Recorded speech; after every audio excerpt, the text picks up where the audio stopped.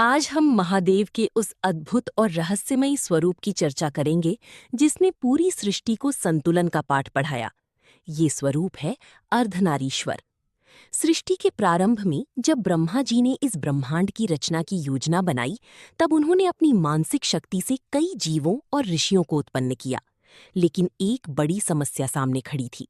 ब्रह्मा जी द्वारा रची गई ये सृष्टि आगे नहीं बढ़ पा रही थी, क्योंकि इसमें केवल पुरुष तत्व का ही प्रधानता थी। जीवन के चक्र को निरंतर चलाने के लिए जिस सृजन और विस्तार की आवश्यकता थी, वो केवल पुरुष तत्व से संभव नहीं था। ब्रह्मा जी चिंतित हो उठे कि आखिर इस संसार का वंश आगे कैसे बढ़ेगा। अपनी इस दुविधा के समाधान के लिए उन्होंने देवाधिदेव महादेव का कठिन तप किया।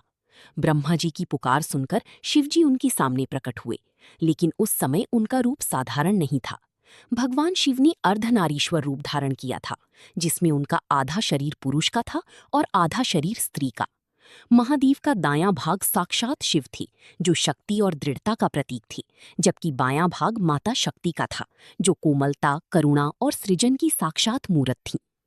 इस अलौकिक अवतार के माध्यम से महादेव ने ब्रह्मा जी और समस्त संसार को ये ज्ञान दिया कि पुरुष और प्रकृति एक दूसरे से अलग नहीं है, वे एक ही सिक्के के दो पहलू हैं।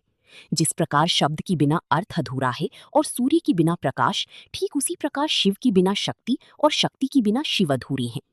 महादेव ने ये स्पष्ट किया कि संसार का विस्तार तभी संभव है जब पुरुष और स्त्री मिलकर सृष्टि को आगे बढ़ाएं। अर्धनारीश्वर का ये रूप केवल एक पौराणिक कथा मात्र नहीं है, बल्कि ये जीवन का सबसे बड़ा दर्शन है। ये हमें सिखाता है कि शक्ति केवल बाहर नहीं, हमारे भीतर भी है। हर पुरुष के भीतर एक स्त्रीत्व छिपा है, जो उसे प्रेम और दया सिखाता है, और हर स्त्री के भीतर एक पुरुषत्व है, जो उसे साहस और सुरक्षा प्रदान करता है। महादेव का ये रूप स्त्री और पुरुष की पूर्ण समानता का सबसे बड़ा प्रमाण है, जो बताता है कि दोनों एक दूसरे की पूरक है, न कि प्रतियोगी।